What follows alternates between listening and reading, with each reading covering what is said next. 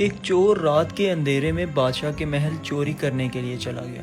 جیسے تیسے کر کے وہ بادشاہ کے کمرے تک پہنچ گیا۔ کمرے سے بادشاہ اور اس کی بیوی کی گفتگو کی آواز باہر آ رہی تھی۔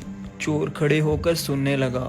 بادشاہ اپنی بیوی سے کہہ رہا تھا کہ میں اپنی بیٹی کی شادی ایسے آدمی سے کروں گا جو نہایت متقی، پرہیزگار اور اللہ والا ہوگا۔ جب چور نے بادشاہ کی یہ باتیں سنی تو اس نے دل میں سوچا کہ کیوں نہ میں بھی کچھ ایسا کروں کہ بادشاہ اپنی بیٹی کی شادی میرے ساتھ کر دے۔